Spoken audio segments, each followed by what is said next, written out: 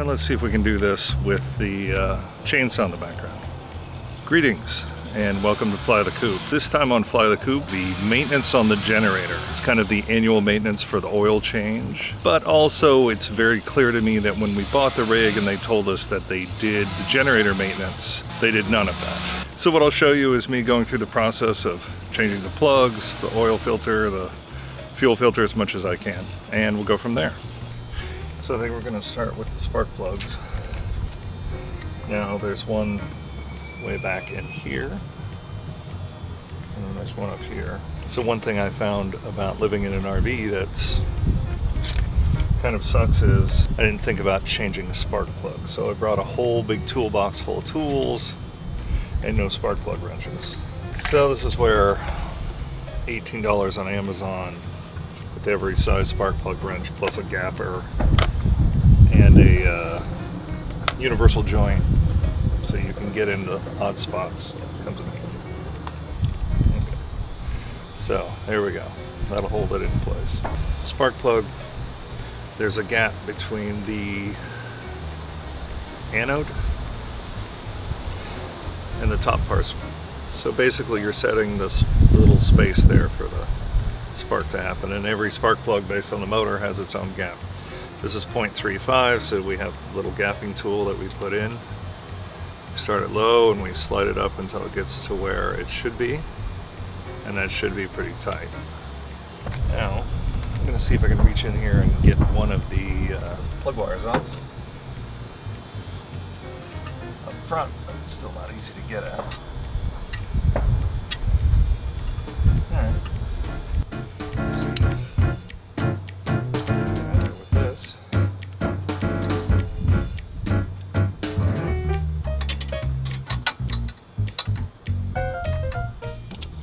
So spark plug's back around this corner. So I have the spark plug socket on, but I'm trying to get at this to turn it, and it's not going to be simple.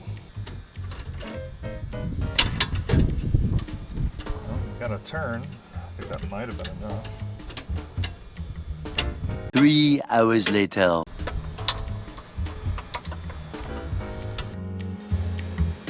Doesn't look too terrible. So the trick's going to be, can I get this started enough with my fingers to get the wrench in there to get it going, because there's hardly any room.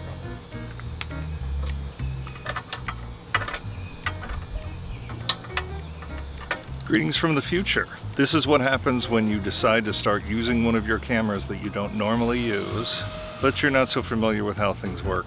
So you screw things up and you lose or you miss huge sections of what you're trying to record. So anyone in the comments that knows what my shirt is, let me know. You get bonus points for that. Essentially what I missed was the trick that I had found to put the spark plug in on this side. Let me take the cover back off and I'll show you what I mean. So in order to get to this spark plug back here in this corner, it's almost impossible even with a universal joint, because you have this tube in the way.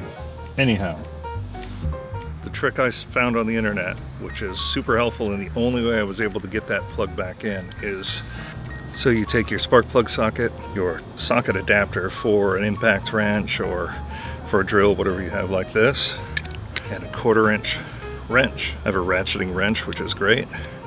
So you put it right on there. This way you can get in that little tiny spot, loosen, flip it around, tighten, whichever you need. No problem. In the case that I'm going back to watch this and there's none of that, with this I was able to reach around behind the air cleaner here, get the old plug out, put a new one in, and I showed how easy it is to just set the new air cleaner filter in here.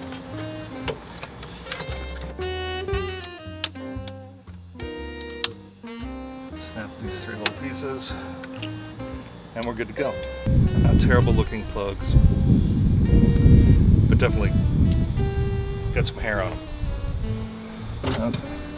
It's my oil drain pan. I just want to make sure it starts, because I have to drain the oil, and it's always good to get it warmed up a little bit before I do that. I did flip, it does have breakers, so turn those off because we're hooked to shore power and I don't want this thing interrupting shore power. It still might. Let's see what happens.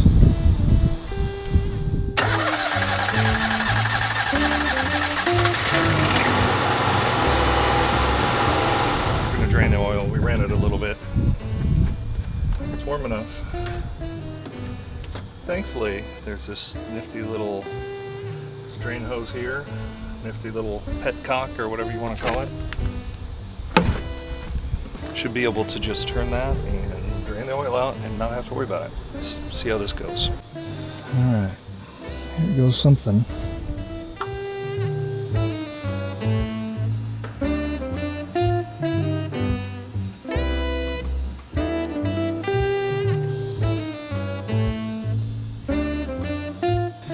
Took out the dipstick / filler.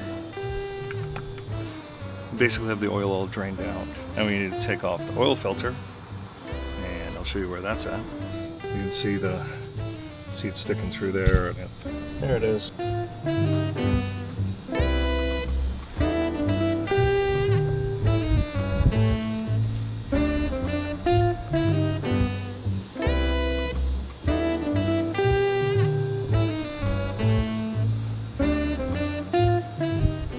Nice, yummy, huh? Oil filter. Was gonna put on gloves. Didn't really get around to that, did I? So I always take a funnel, and you want to fill the oil filter up as much as you can without it overflowing. So that way, when the motor starts, it'll suck that oil up right away, and it won't run dry at all.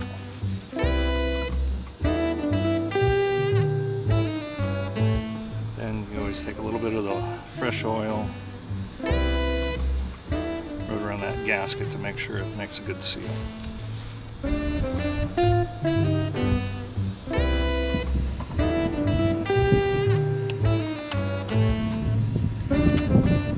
So really when it comes to tightening up a oil filter like that, is you want to just get it as tight as you can with your hand. You don't need to get a fancy wrench and try to crank it down, because if you do it, you're going to end up screwing up that seal, or you're going to weld it on there so tight that it'll never come off when you go to change oil again. So they're designed hand tight, and then it won't leak and you'll be good.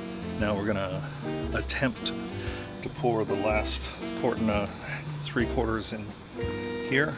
See how that goes.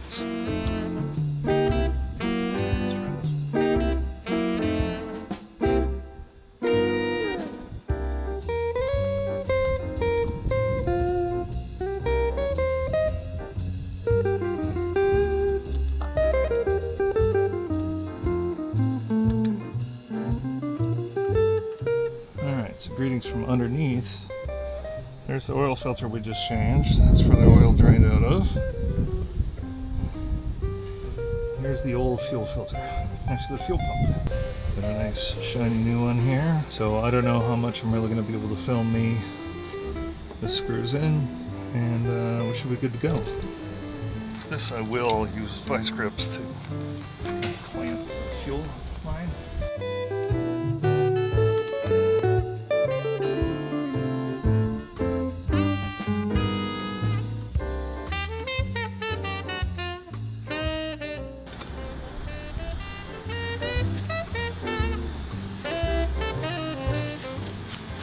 Well, if that glove rips, you take the one that I gave you.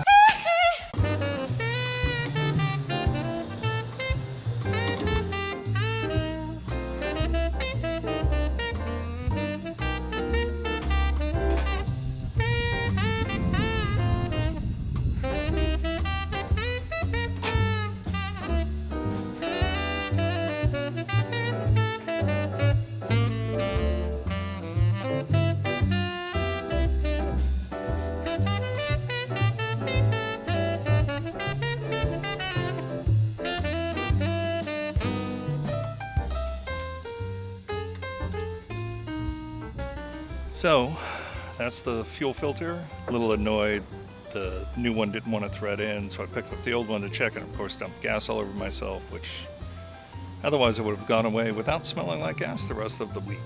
Fuel filter, plugs, oil, air filter, all the maintenance is done. This piece here is the fuel cutoff solenoid. So when you turn it off, it stops the fuel from flowing into the carburetor, and the fact that this thing smelled so gassy after I ran it, I was thinking maybe that was the problem, but they say if you unplug it while it's running and it dies, it's working.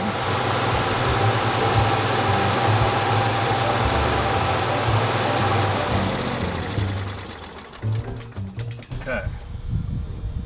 That's actually a good sign, which is what it did. So I'm guessing that's okay. I'm just hoping with the new plugs, fuel filter and air cleaner, if it's breathing better, if it's burning better, it'll smell better.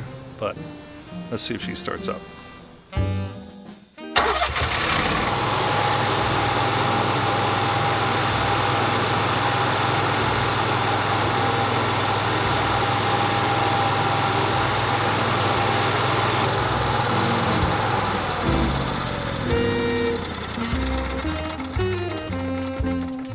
Drips, no leaks, it sounds good, starts right up, so I think we'll call that a success.